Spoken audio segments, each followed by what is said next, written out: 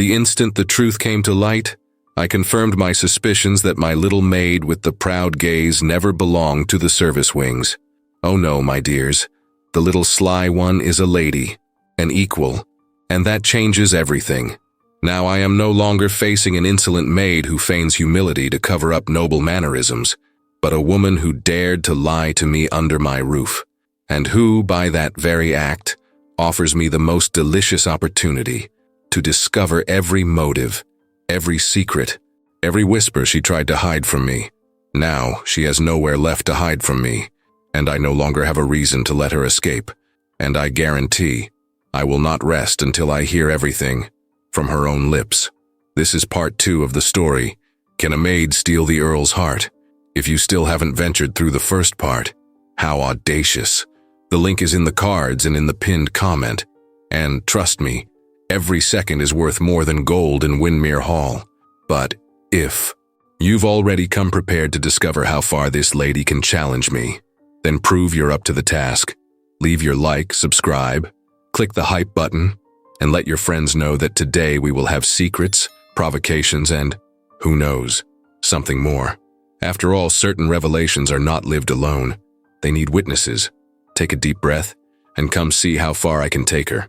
The Baroness's voice cut through the drawing room like the crack of a whip. Lady Selina Ravenshade? Heavens, how long it has been since I saw you, dear. I felt the floor move beneath my feet. The air seemed to have been snatched from the drawing room along with the little piece I had left. I maintained a polite smile, dry, like the petal of a rose forgotten in an old book, and turned my back on her with the haste of one closing a window to prevent cold air from entering. But as I turned, I encountered something far more dangerous than any draft. The Earl of Windmere. Only a few steps separated us, but his gaze, oh, that gaze pierced not only my defenses, but every memory I had sworn to bury. Lady, what? The question came low, but with the weight of contained thunder. My legs gave way imperceptibly. There was nowhere to run, not with that expression that mixed fury, triumph, and a dangerous delight. There it was. My maid, who spoke French, quoted authors, and wrinkled her nose at cheap soap, now revealed as Lady Selina Ravenshade. Heavens, it was as if someone had handed me, wrapped in silk, the puzzle I had been piecing together piece by piece. I smiled at the Baroness with the sharp politeness of one who hides the blade behind his back. My dear Baroness, what an honor to receive an old friend. You look adorable tonight. The years only reinforce your admirable beauty. I hope the ball is being agreeable. I placed enough emphasis for the distraction to be shrewd, and for me to remove Selina from the focus, before more people realized what was happening there. If you will excuse us, there is an urgent matter that requires my immediate attention with Lady Selina. With your permission, my lady. The Baroness nodded, smiling, flattered by the rehearsed pleasantry. I offered my arm to Selina. She hesitated, but there was no choice. Not after the look I gave her, and she understood that I was the only possible escape before her castle of lies called more attention in the crowded drawing room. I led her with a rehearsed naturalness, passing through the room as if it were just a dance out of place. The strong touch of his hand on my arm, as he led me with rehearsed polish through the drawing room, screamed that I would not be able to escape him, and may God have mercy on my poor soul. I was well and truly in trouble. We passed Victoria and Perry, who were talking and laughing distractedly, engrossed. When their eyes crossed ours, the laughter on their lips gave way to surprise, and by their expression, I had the strange feeling that both were already mentally calculating my fate, even though they knew nothing of the latest scandalous gossip in the room. His cousin raised her eyebrows, her gaze dancing between the Earl and me, probing what might be happening. Soon, it was no longer a look of surprise, but with a slight touch of compassion that made me want to stop right there and beg for asylum.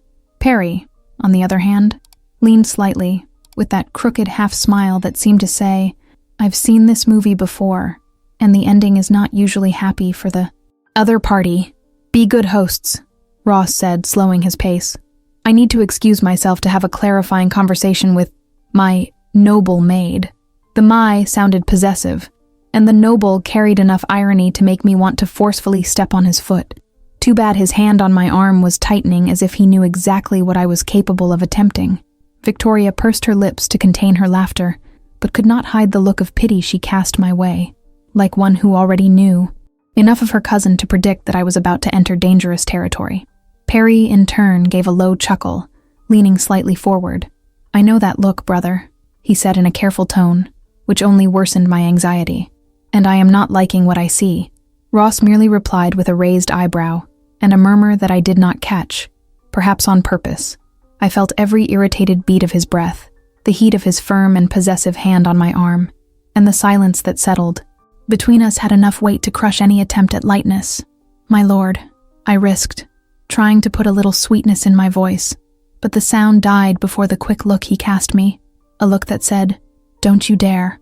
We continued like this, crossing the corridors of the immense mansion, as if the floor were about to open at any moment, until we reached the study door. He opened it with a careful gesture, keeping his hand firm on my arm.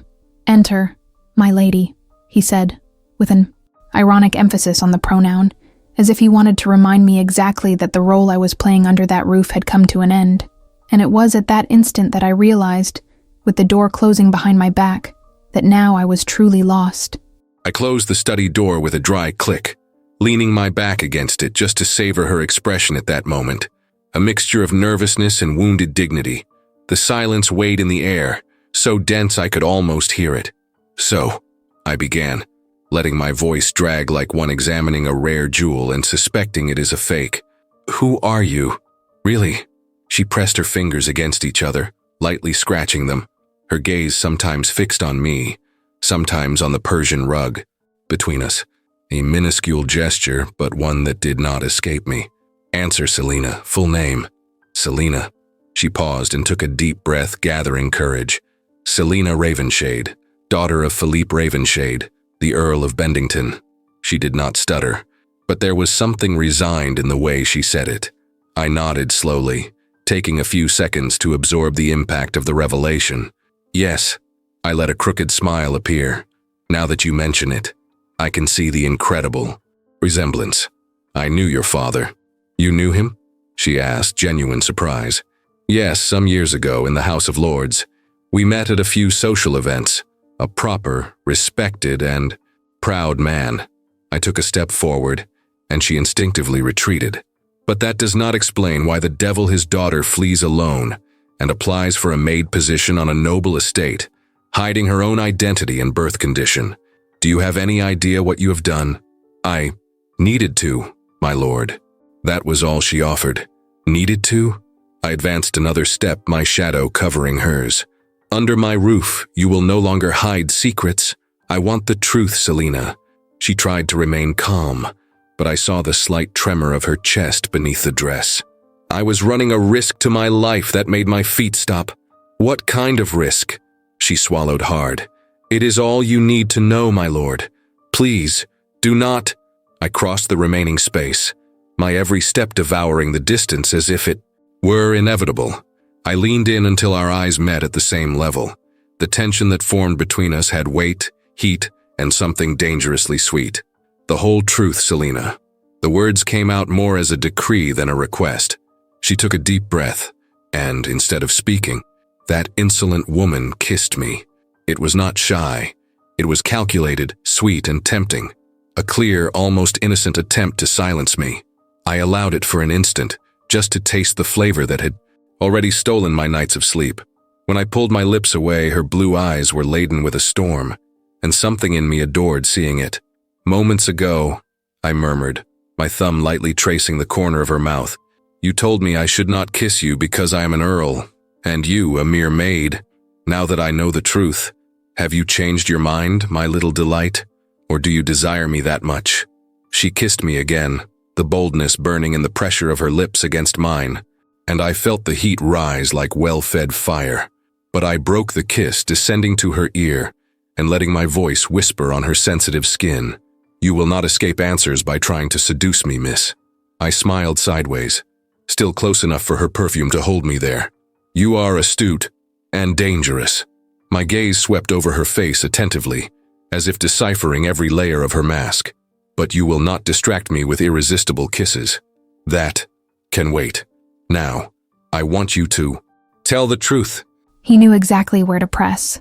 And heavens, I hated to admit, even to myself, that I could not resist. I was cornered, and the worst was that part of me did not want to escape. Still, I tried to raise my defenses.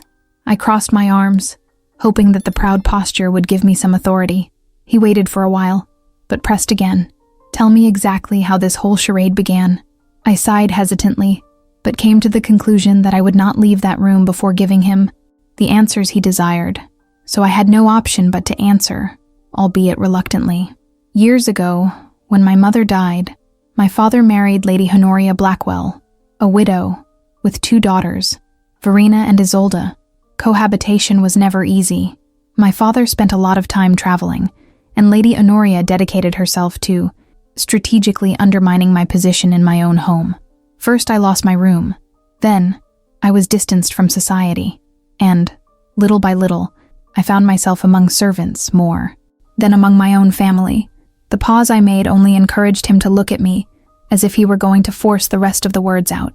When my father died, the remnant of security and prestige I had within my own house was extinguished.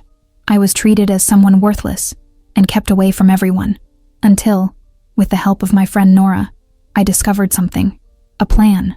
If I stayed, I would not live to tell about it, so I fled. So, you infiltrated my house, he finally said, his voice so controlled that it was impossible to decipher whether it was accusation or fascination. Washed my clothes, organized my sheets, smiled at me. The emphasis was measured, almost provocative, while hiding that there was a noble name and a history behind that maid's apron. His words were not just about the present. There were memories there, the conversations in the garden, the chance touching of fingers, the way he watched me when he thought I did not notice, the stolen, forbidden kisses. I did what was necessary. My voice sounded firmer than I expected. I did not want to put anyone at risk. I told him how I had learned, from my friend, that his house was looking for servants, how I had not hesitated.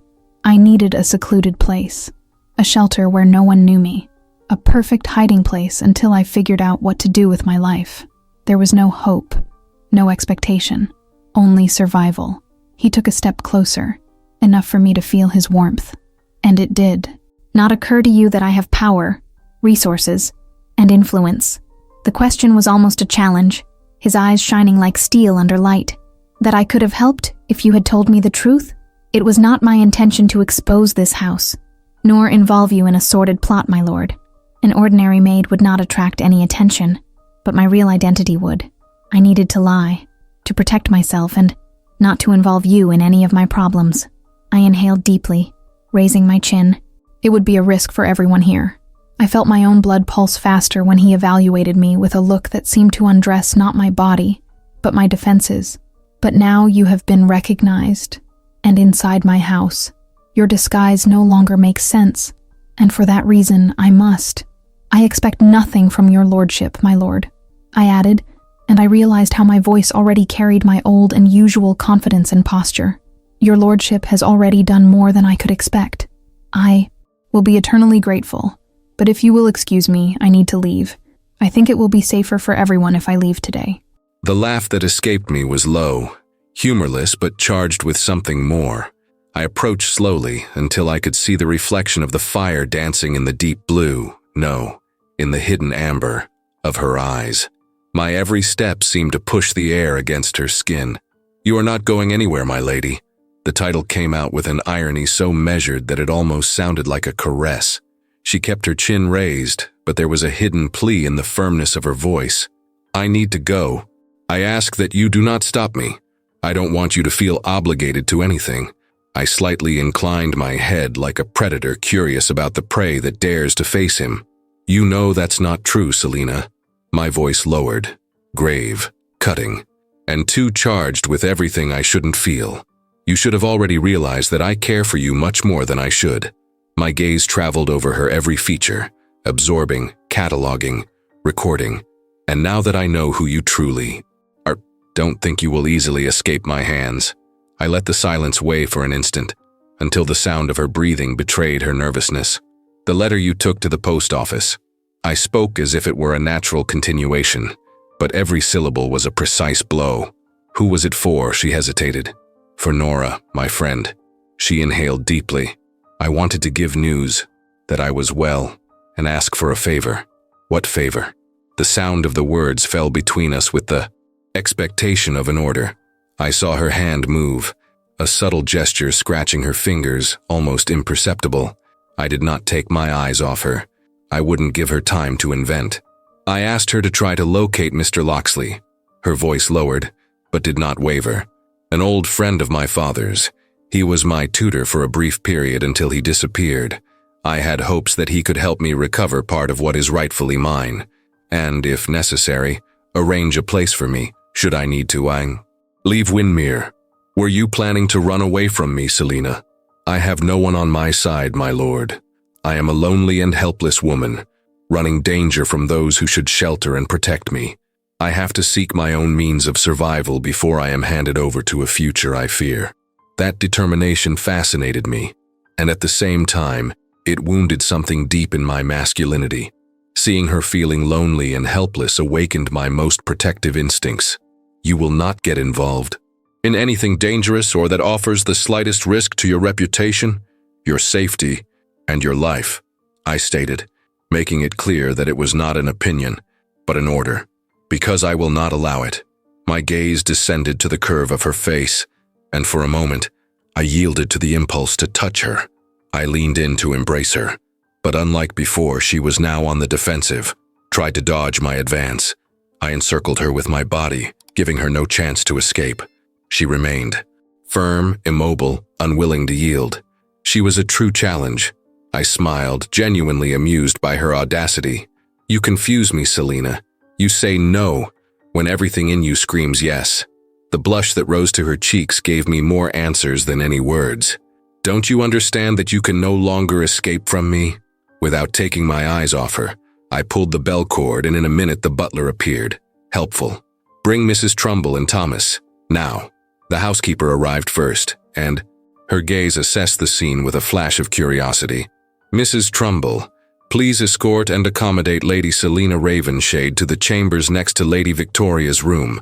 From today, I declared, my voice filling the space between us, Lady Selina will be treated as an illustrious guest with the honor she deserves. Maximum discretion, Mrs. Trumbull, and for now keep her away from prying eyes, safe in the room. Do not allow her to leave. Ask Mr. Lautner to gather all the servants after the ball and inform them that no word about her must leave these walls or they will regret it. She nodded, complicit, hiding the shock and surprise behind a small smile at the corner of her lips. She held Selina by the arm with the respect due to a lady, leading her out. And then the door opened again. Thomas entered. His gaze met mine, and without saying anything, I already knew we were about to have a very elucidative conversation. I closed the door behind him. Now, Thomas, I think we have a lot to discuss about Lady Selina. The following days at Windmere unfolded like a restless dream. Lady Victoria seemed to have discovered a new hobby, reminding me, every hour, that my charade was over, and that she now delighted in having a lady friend to share confidences with. It was not long before our conversation stretched late into the night, and feminine laughter echoed through the corridors, as if they were part of the architecture itself. Lord Perry, in turn, did not miss the opportunity to make witty comments, sometimes mocking my sudden elevated status, sometimes hinting that his brother, the Earl, looked like a guard dog ready to bite anyone who dared to approach. I pretended not to notice, but the truth is that Ross was different. The determination in his gaze, the way his attention surrounded me, and the almost imperceptible way he adjusted his plans to never be too far from where I was. All this began to infiltrate my carefully constructed calm. It was not just worry, although there was plenty of it. It was something deeper, unsettling, and at the same time, inevitable.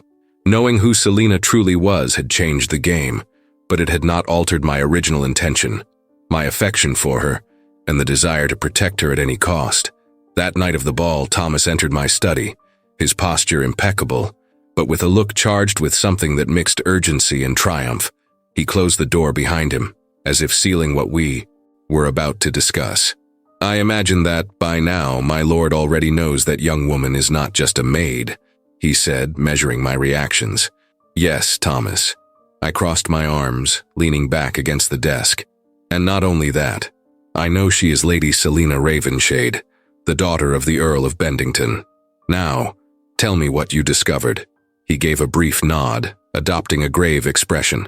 Then, I must say that the young woman had plenty of reasons to flee and hide. I was able to ascertain that Lady Selina is the victim of a dangerous and deeply calculated conspiracy. I merely raised my chin, signaling for him to proceed. Thomas placed a stack of documents on the desk, smoothing them as if the gesture itself were part of his accusation. Her stepmother has for years been having an affair with the Ravenshade family's former lawyer, the same man who faithfully served the Earl, Selina's father, and who, his voice became a thread of steel, in exchange for financial and, let's say, intimate benefits, became a bought and wretched man. My jaw tightened, but I remained silent. This lawyer was key to diverting inheritance resources and, above all, appropriating Lady Selina's dowry for the exclusive benefit of her stepmother's daughters. Furthermore, Thomas leaned slightly forward, his gaze charged. There are strong indications that the lady's former tutor was terribly blackmailed, to the point of fleeing with his family to Scotland. The pieces began to fit into a darker picture than I had anticipated. "And that is not all," he continued. "I discovered that in recent years Lady Selina's presence in society became rare. Whispers spread rumors about her failing health, which now seems less like a coincidence and more like a strategy." "Strategy?" I asked, narrowing my eyes. "Yes. There are reports that a doctor recommended by Lady Honoria made frequent visits to attend to Lady Selina. There are rumors that on those occasions the young woman exhibited strange symptoms, and that after a while, she was no longer seen at the house. There are rumors about her disappearance, but now we know she fled. Currently, I learned that there are people looking for her everywhere in the region, with the intention of finding her at all costs, maintaining discretion." The weight of those words fell upon me like a blade. Every fragment reinforced a truth I was beginning to fear. She had been surrounded by dangers and injustices much greater than she had let on. Since that night, my thoughts had not stopped, and that was where my restlessness grew. I still needed answers. I wanted, or rather I needed, to know exactly what she meant when, that night, she confessed that she feared for her own life. In my chest, a new feeling was beginning to expand, stronger and more urgent than mere desire. I wanted her well, protected, happy, and above all, untouchable to any hand that dared to threaten her. And now that she has been seen and recognized by someone from society in my house, at the ball, I would have little time and needed to act with caution and urgency. Thus, when the late afternoon sun gilded the end of the day, I invited her to walk in the gardens. The wind played in the loose hair over her shoulders, and there was a glint in her eyes that wavered between confidence and apprehension, as if, with every step, I was closer to crossing a door she kept carefully locked. "You said, that night at the ball, that you were running a risk to your life."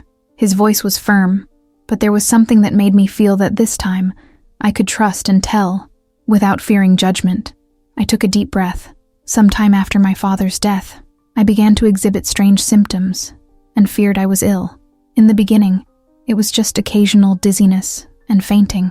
Then, my mind began to feel hazy, disconnected. The episodes became more frequent as the weeks passed. I found it strange because my stepmother always called a doctor who was not the family one, and denied any request of mine to be seen by him, whom I was already familiar with and trusted. Ross kept his gaze fixed on me, but his jaw contracted, and that gave me the strength to continue. Nora, my most loyal friend, and the daughter of the housekeeper at my house, began to suspect. She observed me for many days, and one day, by coincidence or divine providence, she overheard Lady Honoria talking to the doctor who was treating me, saying that I needed to be taken to a sanatorium as soon as possible. Nora investigated, discreetly but tirelessly, and then discovered that I was not sick, but was being poisoned, little by little, by my stepmother, with belladonna. "Despicable creature," he murmured, low, almost to himself. Nora was very intelligent. She acted quickly, swapping the contents of the vials for something harmless, causing me to get better. But she asked me to maintain the appearance of my symptoms, so that Honoria would believe her plan was working. In a few days, I was better, and ready to flee. When Nora learned that Windmere was looking for servants, I did not hesitate. The rest, your lordship already knows. The silence that followed was heavy, but unlike other times, I did not feel alone in it. Ross did not look at me like a doubting man, but like someone who had just chosen a side, and that side was mine. The light of the late afternoon filtered through the high windows of the game room, gilding the surface of the chessboard before me. Perry studied his pieces attentively, and I, feigning equal concentration, let my gaze wander to the other side of the room. Selina was sitting next to Victoria, both bent over an embroidery hoop. Her hands, agile and precise, guided the needle with the same delicacy with which she turned a page, a movement I had seen before, in the library, when I thought it was just chance. Victoria was saying something in French, and Selina replied with the naturalness of one born between two languages, the pronunciation impeccable, the intonation elegant. And I remembered the first time I heard her like this, without her knowing I was listening. It was one more piece in the enigma she had become to me. "You are distracted, Ashworth," commented Thomas, emerging behind me with that air of one who sees more than he should. "Just pondering." "My next move," I replied, moving a pawn. "Or pondering something much bigger," he said, low enough for Perry not to hear. "And bigger, for a man in your position, can mean repercussions that will last a lifetime." I raised my gaze to my secretary, weighing his words. Thomas did not need to say more. I knew very well what was at stake, and although my mind listed every consequence, my heart insisted on ignoring them all. Victoria had changed the thread color and took the moment to lean in toward me. "He hasn't taken his eyes off you," she said in a confidential tone, discreetly indicating Ross. I smiled slightly, but the heat that rose to my face was anything but slight. "It is dangerous to believe that." "Dangerous?" She arched an eyebrow. "You speak as if you were forbidden to feel." I looked at the embroidery hoop, at the flowers growing beneath my fingers. For years I was forbidden to be me. My father's wife made sure of that. She took away my books, my lessons, even the piano I loved so much. She said it was a waste to educate someone who should only obey and be useful. And when I protested, she would smile as if she hadn't said anything at all. Victoria placed her hand over mine. "You must have lived through very difficult times, dear, and I am sorry for that. Is that why you ran away?"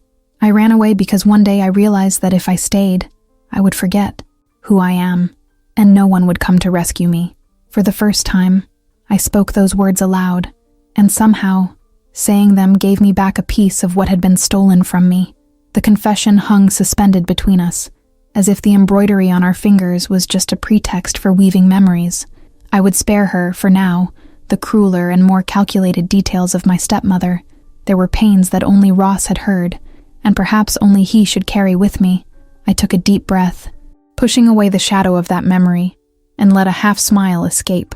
But I must confess, I still feel a certain satisfaction in thinking that, the day I left, I took her silver needle with me.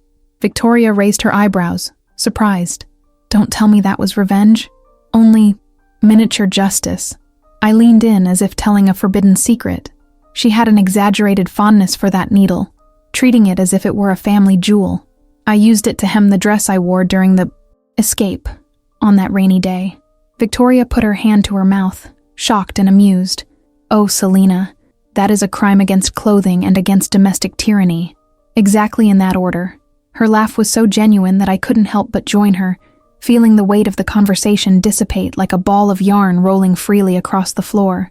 And for an instant, I was just a young lady laughing with another, as if nothing had been lost.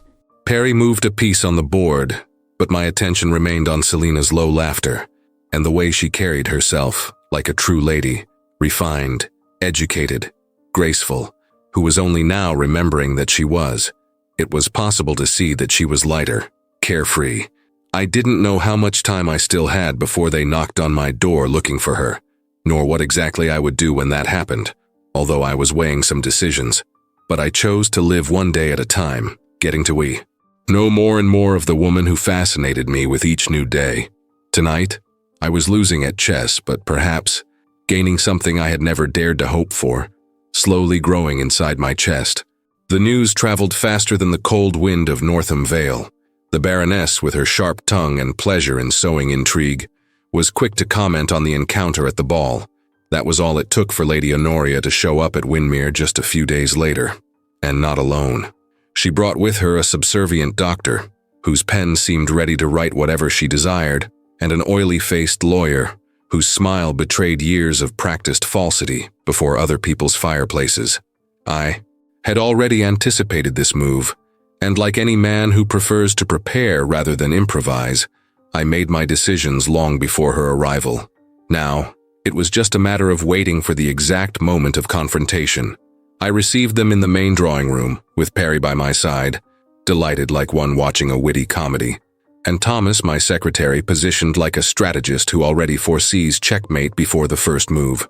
Lady Honoria entered enveloped in her best rehearsed role, that of the distressed and worried lady.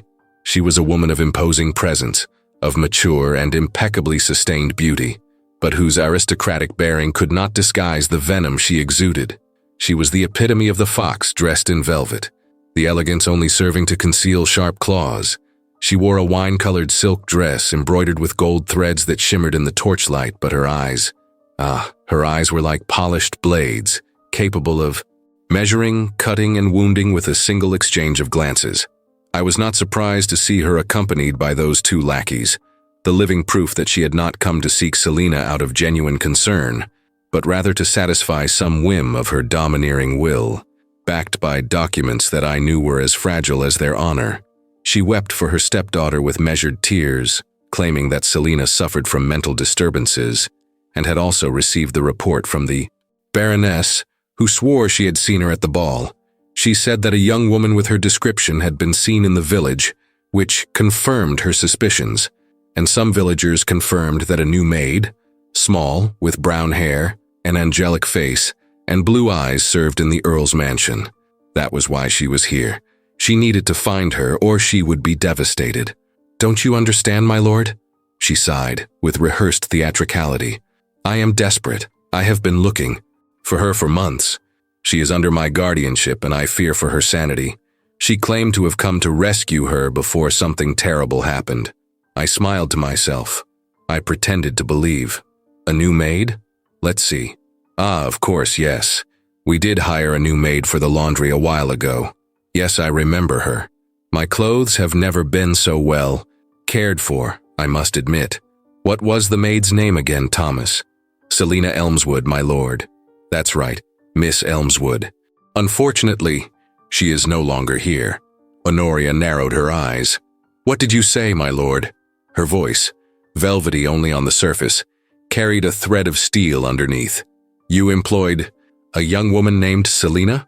"I only said that at the moment there are no maids with that name in my house," I replied with the calmness of one commenting on the weather. "And where is she now?" "The maid?" I raised my eyebrows, as if the word sounded foreign to me. That I fear I genuinely do not know." A blush began to rise up her neck, staining her face with the impatience of one who is not accustomed to not being obeyed.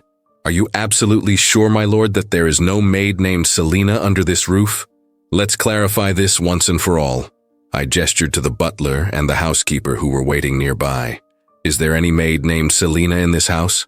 They exchanged quick glances, then replied in unison, "No, my lord." I nodded, satisfied like one confirming an old suspicion. Just as I thought.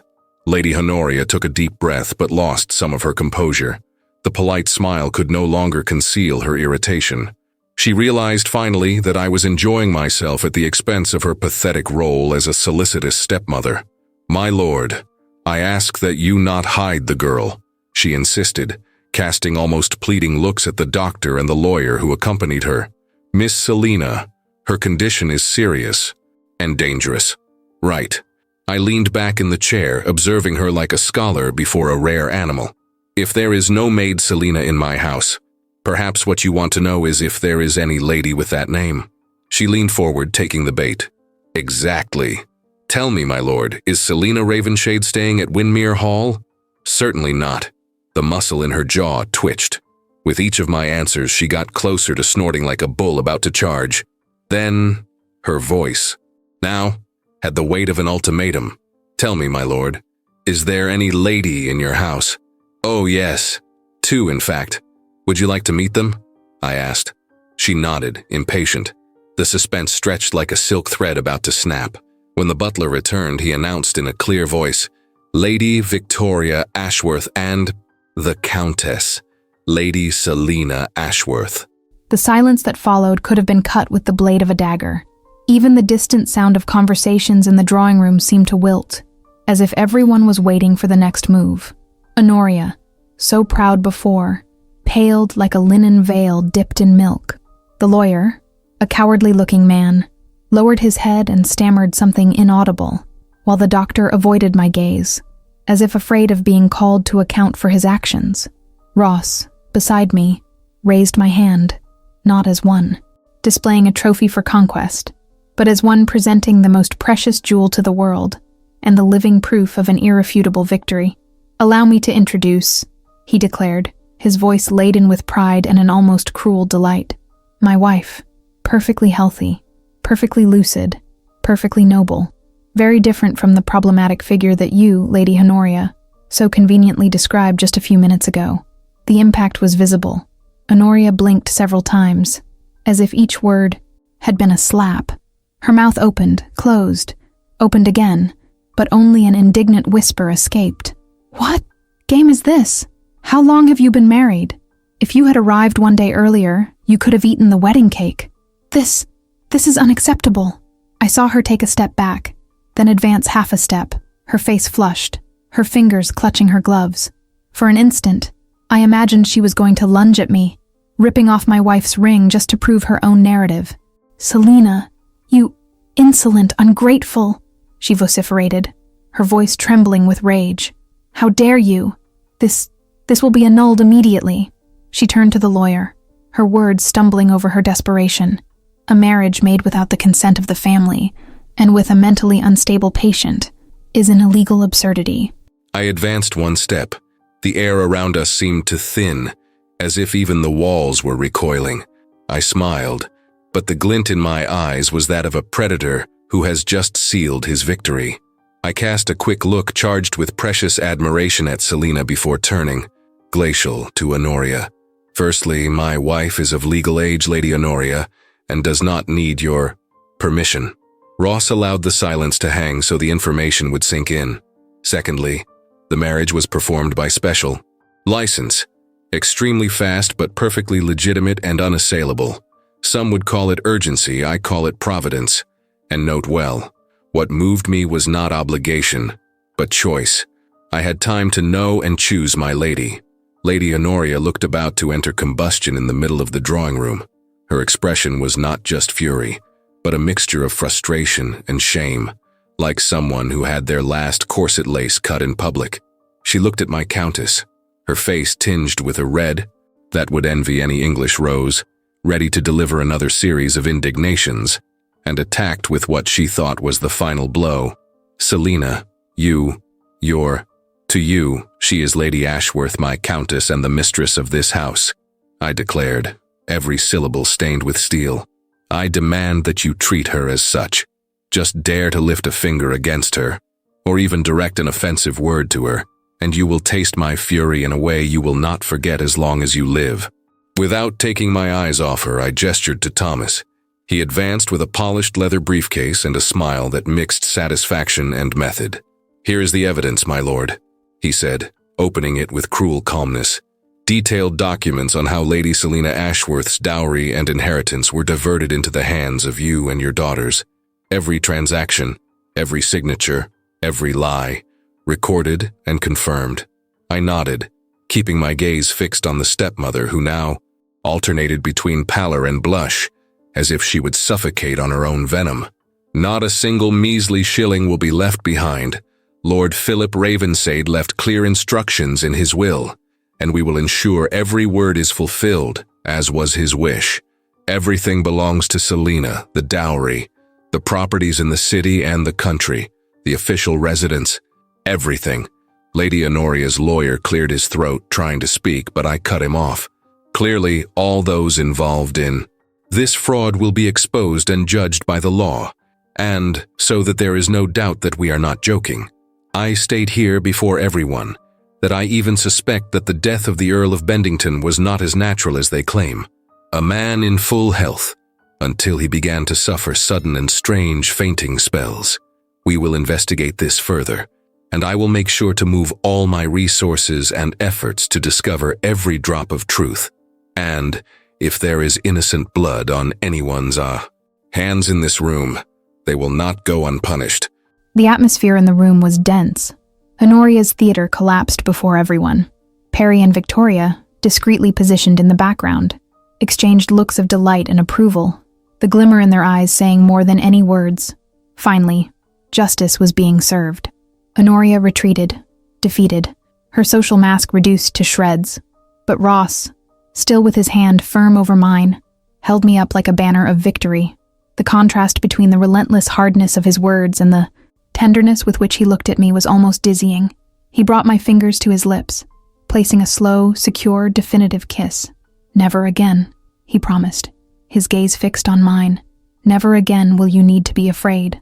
The promise still burned in my chest when he, with the glacial politeness that only a true lord could display, turned to Honoria.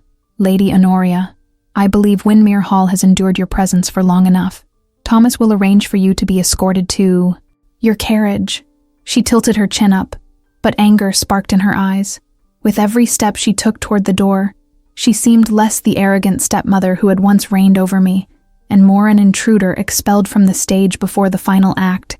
Perry and Victoria, motionless in the background, watched her leave like one watching the end of a poorly staged play, exchanging a look of silent approval.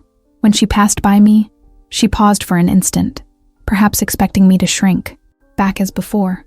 Instead, I raised my chin, feeling the strength of Ross's arm at my back, and smiled with the kind of serenity that comes from triumph. "You wanted to take everything from me, Honoria," I murmured, without raising my voice, but with every syllable sharp as steel.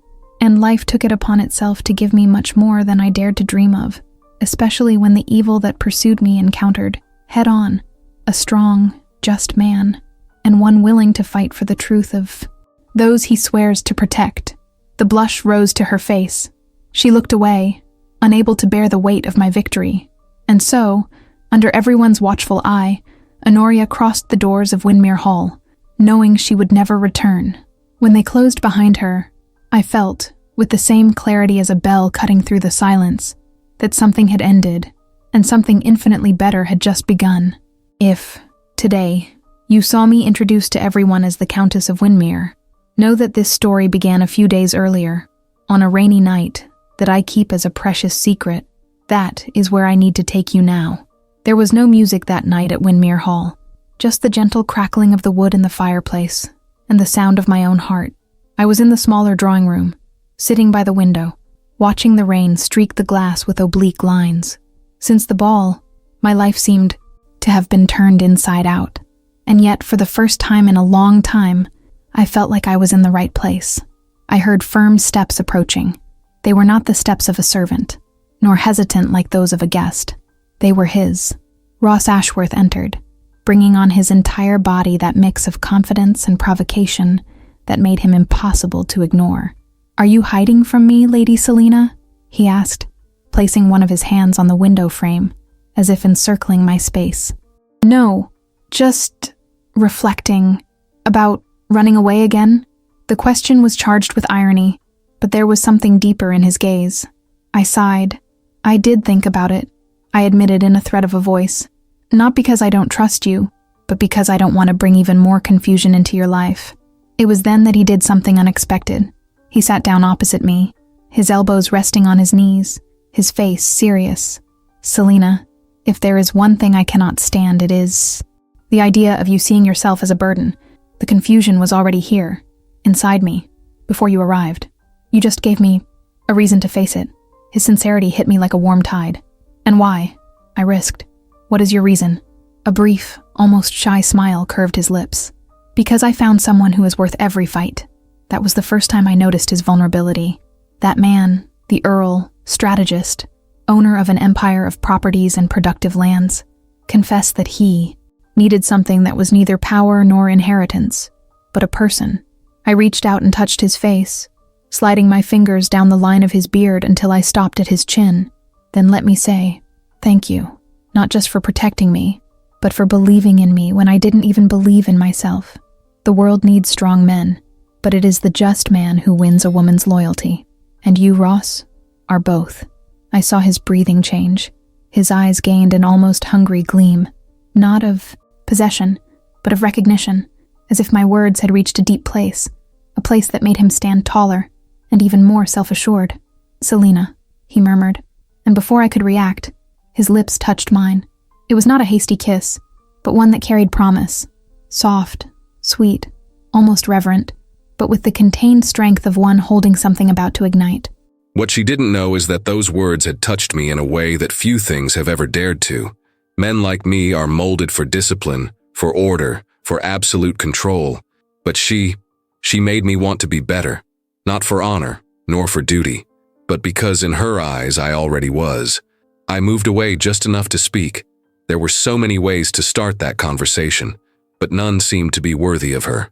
Selina was before me, the firelight drawing the contour of her face, as if even the flames conspired to remind me of how surrendered I already was.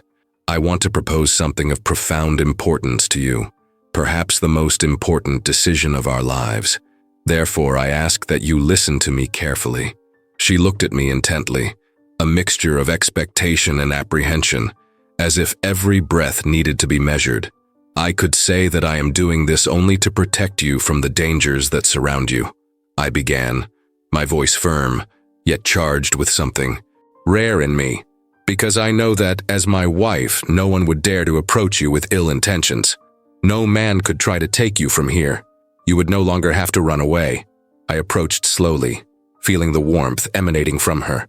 "But the truth, Selina, is that I am hopelessly in love. In these last months you have awakened feelings in me that I have never experienced, and I am no longer content to watch over you from a distance. I want to live every day alongside the one who has taken my senses and my heart. I want to share my life with you, not just my name, my house, or the protection they guarantee, but my very essence."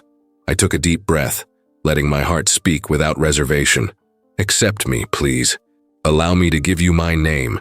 Be my countess, marry me." The silence that followed was so deep that even the crackling of the fireplace seemed to fall silent. Then I saw, first in her eyes, then in the slight curving of her lips, the answer I desired so much. A shy smile accompanied by a soft blush that illuminated her face. "I cannot be your wife, Ross. I am a destitute lady. My inheritance and my dowry were taken from me," she said, with a sweet and amused provocation in her tone. I let out a low laugh. Leaning closer, I replied, "Dowry? My dear, I have enough wealth to sustain generations of Ashworths, and yet no fortune compares to you. Accept my request. Perhaps your lordship does not arouse any high passion in me, and perhaps I have other preferences." She provoked audaciously, and this was a particular delight for me. She was clever, she liked to play, and she was getting good at provoking me. "Selina," I moved even closer, enveloping her with my presence and seeing in her eyes wide open the attraction she pretended not to feel. "I thought I had already made it clear that I will not tolerate your lies, especially under my roof." She laughed, enchanting, a sound so sweet that it made my heart skip a beat. "Please don't torture me anymore," I implored, theatrically dramatic. "Don't enjoy yourself at the expense of this poor lovesick earl. Give me your answer." She raised her gaze, and the glint in it was a beauty I will never forget, not in 1,000 years. "Yes," she said, her voice soft yet full of certainty. "I accept to be your countess." I held her face gently, as if memorizing every feature, and I kissed her, a kiss that sealed promises. She responded with tenderness and intensity. It was difficult to pull away, but I needed to tell her the rest. "Now that you have accepted, you should know that due to the circumstances and the risk you still run, I have arranged for a special license. In 2 days, in the morning, we will be husband and wife." "So fast?" She arched her eyebrows, surprise and curiosity dancing in her eyes. I leaned in a little, the tone of my voice becoming lower, intimate. "Let's face it, my beautiful lady. From the moment I met you, every moment away from you has been stolen time. I want to put an end to this distance. I desire the right to be by your side, to take care of you, and to love you properly. I want you with me, always. But my lord, what about the preparations? I don't have suitable dresses, nor a trousseau. I have already thought of everything. Lady Victoria called the dressmaker at my request. She will take care of every detail. The dresses, gloves, coats, hats, and... I brought my lips close to her ear in a provocative whisper. Delicate pieces of lace and silk for your nights as countess, always chosen to also please your husband. The blush on her cheeks deepened, and I adored every nuance. Must I remind you, my lady, that you already had the honor of dealing with my undergarments, washing them with such dedication, and now you blush just because I speak of your nightwear, future wife? I teased, softly, my voice low and laden with mischievous affection. What will you do when I myself have the privilege of helping you get rid of every layer, just to admire you as you deserve? She looked away, laughing nervously, although her body subtly leaned in my direction. Ross, you do not possess an ounce of decorum. You are bold, cheeky, and absolutely incorrigible. Only because you push me to the brink of losing the little sense I still have left, I admitted, pulling her into a firm embrace. And know this, you are the most beautiful woman I have ever seen. I am counting the seconds until you are in my arms, as my wife. I kissed her again, deeper, more certain. In that instant, I knew, when the sun rises in 2 days, nothing will be able to prevent her from being mine. 2 days later, I already carried his name. The ceremony was small, almost a whisper to the world, but still, filled with beauty and a solemnity that touched the soul. In the drawing room adorned with white flowers and olive branches, the priest blessed our union before Lady Victoria, Lord Perry, and Thomas, who watched with discreet smiles and emotional eyes. Ross held my hands with a reverence that made my heart falter. No one had ever touched me as if I were precious. After the vows were pronounced, we cut a simple, yet majestic cake. Soft layers with almond cream, a touch of honey and Sicilian lemon zest, decorated with sugar flowers and satin ribbon bows. The entire kitchen had gathered to prepare it, as one celebrates the wedding of a king. The sweet aroma seemed to announce that my life would, from then on, have new flavors, and it was when night fell that I understood the soft weight of the word, wife. When silence took over the house, I heard firm footsteps approaching in the corridor. My heart sped up even before the door opened. The hot bath still kept my skin warm and scented with jasmine. The light fabric of the nightgown subtly brushed against my skin, reminding me that this was a night unlike any other. Ross entered. The firelight illuminated his face in a way that was both heroic and tender. He seemed less a formidable earl, and more the man who had chosen to dedicate every impulse of his heart to me. "My countess," he said, as if the title were poetry. "My earl," I replied with a shy smile and restless hands. He took my hands and warmed them with affection. "Are you nervous?" "Just enough to know that this is real," I admitted frankly. His smile brought comfort and a mischievous sparkle. "Then we will do everything calmly. I want you to feel safe and valued. This is our first night as husband and wife, and my every gesture will be to celebrate you." My blush responded before my words. There was something sacred in the way she looked at me. It was not possession nor duty. It was fascination and trust, and I would treat that trust as the greatest of all my titles. I approached slowly, as if every inch was a request for permission. "Selina," I murmured, "tonight we will not rush. It will be just us, you and your husband." She smiled with a mixture of expectation and slight apprehension, so beautiful that my heart seemed too small for so much affection. I touched her face, tracing with my fingers the path that my lips would soon follow. One kiss, then another, more lingering, and the world stopped.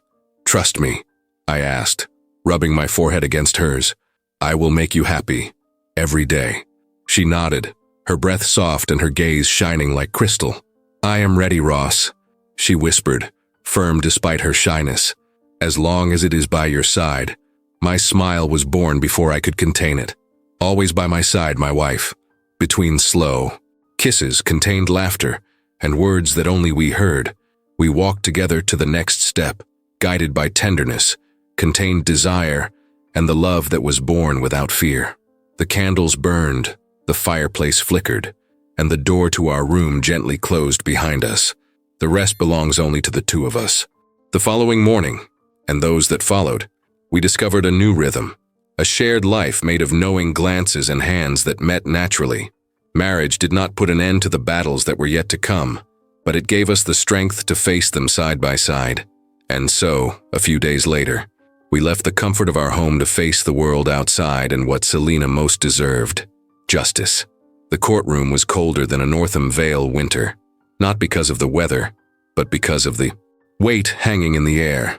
Selina, sitting beside me, maintained an upright posture and her chin slightly raised, an immense contrast to the defeated posture she had on the day I met her. The evidence we gathered was incontestable: records signed by the corrupt lawyer, falsified medical reports, and the testimony of servants who confirmed what we already knew. Lady Honoria, her stepmother, had orchestrated the entire plan to keep her away from the inheritance, even using false diagnoses to make her seem fragile and incapable. The doctor, once respected, paled when the judge announced the sentence: years of imprisonment and definitive loss of the right to practice his profession. The complicit lawyer, who maintained lies for profit, was banned from practice forever and sentenced to hard labor. And then, Lady Honoria, the woman maintained her arrogant smile until the last moment, but I saw the exact moment it broke, when the judge ordered the full return of all diverted possessions and properties, the loss of honorary titles, and 2 years of house arrest under surveillance. "This is an outrage," she erupted, standing up with her veil trembling in indignation. "I am the Dowager Countess. I have a right to—" "Sit down, Lady Honoria." The judge's voice cut through the air like a cold blade. "This court does not bow to titles when they are used as a shield for dishonor. But society, madam, preserves the name of those who preserve the truth. And the truth here is clear. The legitimate heiress was deprived of her rights by your hand. The law will protect the true lady, and not one who took advantage of her misfortune." The murmur that ran through the room was almost as cold as the judge's gaze. Honoria hesitated, her breathing rapid, as if still searching for a sharp retort, but none came. Her mask of dignity collapsed under the weight of the sentence. Justice was done. When I handed Selina the documents that made her once again mistress of her dowry and properties, she surprised me. She stood up with a calm and firm voice and requested that one of the smaller houses be given to Lady Honoria's daughters, along with an allowance sufficient for them to sustain themselves until marriage. "They do not need to pay for what they did not do," she said with serenity. "I know what it is like to have no one to rely on. I would not have had that mercy. But she transformed even justice into something humane. And that, I confess, charmed me more than any beauty I had ever seen." With every word from the judge, I felt not only the reparation of my rights, but also the weight of what Lady Honoria had tried to destroy. It was not just about land and money. It was my dignity. When silence fell, I knew I needed to speak. Her daughters, although gossipy and deceitful like their mother, had no proven involvement in what happened. Even though their words had hurt me in the past, they were still young women who, without resources, would have to face a world that does not forgive. Thus I asked that they be given a roof and enough to live on until they found their own paths. I saw surprise in Ross's eyes, and something deeper, a silent pride. Back at Windmere Hall, the days took on a new tone. Lady Victoria, always elegant, seemed to appreciate the livelier atmosphere of the house. Her sharp wit was not laden with acidity, but with lightness and good humor, always with a story or witty comment that made Perry smile more than he would admit. And I noticed the way he looked at her, and I realized that Ross also noticed. "He is lost for her," I murmured one evening. "Yes, and she still has no idea," he replied, with that half-smile he reserved for our most complicit conversations. "How do you know?" "Because I was like that for you too, and you had no idea." The evenings in the drawing room became a true spectacle, and not just because of the piano that now seemed to always be open. Perry, with an enthusiasm that bordered on comedy, recounted feats that clearly gained more muscle and heroism with each repetition. Lady Victoria, sitting impeccably upright, listened with the air of one who savors a rare wine before deciding whether or not to swallow it. And it was then that, with only one sword, I faced 3 armed men, Perry said, gesturing grandly. I imagine they laughed so hard that they fell down on their own, she retorted, arching an eyebrow. Selina, sitting near the fireplace, raised her hand to her lips to stifle a laugh, and failed miserably, speaking with amusement. Perry, be careful. Victoria is a lady but also a born strategist. You're going to walk away from this conversation with less glory than you entered it with. He looked at her with feigned indignation. And whose side are you on? Sister-in-law. The side of truth and perhaps entertainment, Selina replied, making Lady Victoria smile with complicity. In that instant, I realized that Windmere Hall was no longer the same. The walls, once silent, echoed with laughter. The sound of Selina's dress brushing against the carpet, Perry's hurried steps, Victoria's clear voice. It was as if the house was breathing. Mrs. Trumbull, our housekeeper, approached with a tea tray. Her eyes, discreetly bright, rested on me before she bowed respectfully. It is a pleasure to see this house like this again, my lady, she said, her voice filled with sincerity. And if I may, it is an even greater pleasure to see how much you care about everyone who works here. The house only breathes because everyone here is part of it, I replied, and she smiled, as if holding that phrase to herself, while Perry and Victoria continued their verbal duel. Ross approached and held my hands at the other end of the room. It was a cold night, and his warmth permeated my skin as if it had always belonged there. He slowly turned my hands, examining them under the firelight. They are very soft, he commented, in an almost accusatory tone. I should have suspected you were a lady the moment I saw your hands complaining about the laundry soap. I laughed, leaning towards him a little, lowering my voice. And I should have suspected that I would be lost the moment you caught me in the library, with the volume of William Wordsworth's poetry in my hands. Ross chuckled, that husky, amused laugh that always foreshadowed teasing. Then he kept his voice low, so only I could hear. You little liar. That's not exactly what happened, because what I remember was not exactly Wordsworth's poetry. It was a certain maid, wide-eyed, immersed in the indecent pages of a libertine novel by a certain Marquis of Northen. I felt the heat rise in my face. Don't be flippant. I didn't know what I was reading. Oh yes, you did.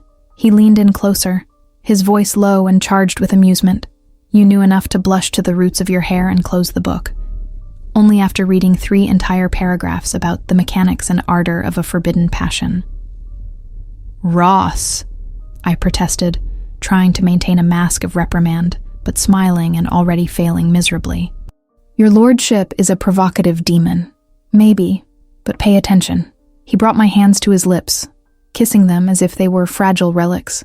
Since that day, I promised myself that you would only have books that were worthwhile, be they poetry or indecent stories, and a husband ready to correct any misinterpretations.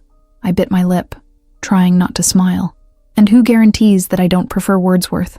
I do. He looked at me with that mixture of tenderness and malice that dismantled me.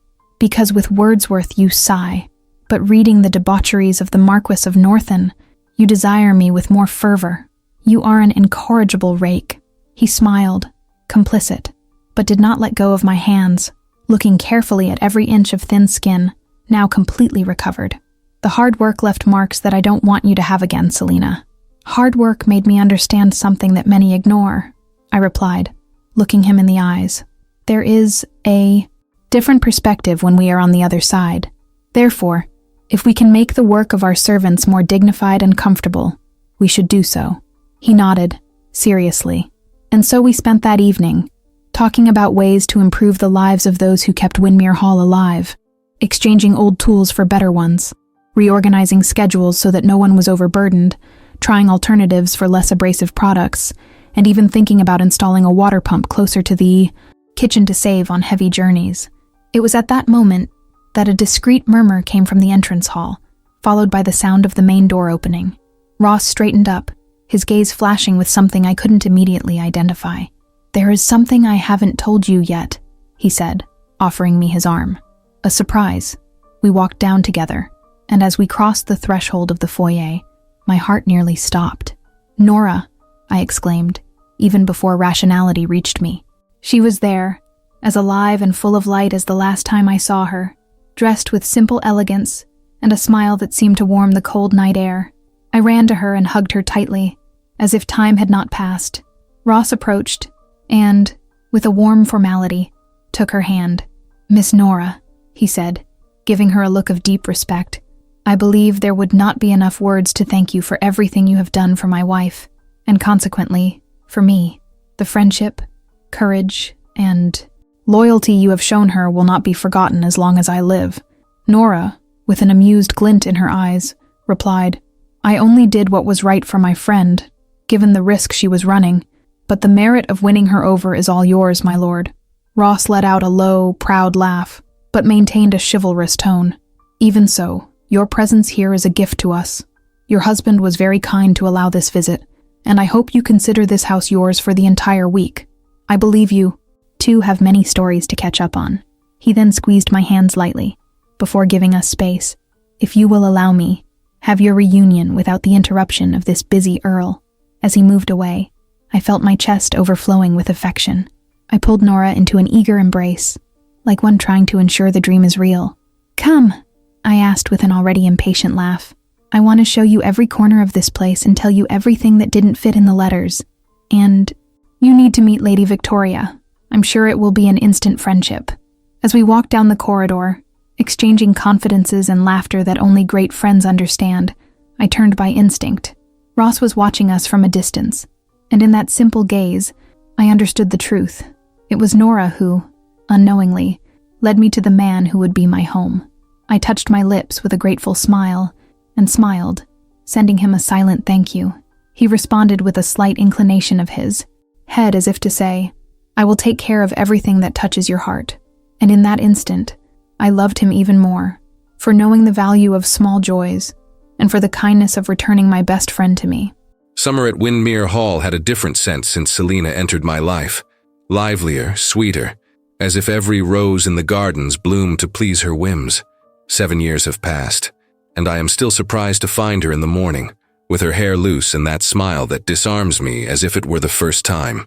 That day, Edward, our 5-year-old firstborn, educated like a little gentleman thanks to the unbearably zealous influence of Perry, his godfather, was sitting at the table drinking tea as if presiding over a diplomatic banquet. Next to him, Rose, our 3-year-old girl, laughed with rosy cheeks after decorating my hunting dog with pink ribbons. "Rose, my dear, dogs do not wear bows," I said, trying to maintain authority. "This one does, Papa," she replied with the certainty of one who has already inherited her mother's boldness. Selina, leaning against the door, watched the scene with that mischievous glint in her eyes. "I think she takes after you, my lord," she said, approaching to give me a light kiss on the cheek. "Or she takes after her mother, who convinced an earl to move the entire library just to hide the works of Charles Baudelaire from visitors." She laughed, and that sound still left me vulnerable. "I did that for the sake of your reputation.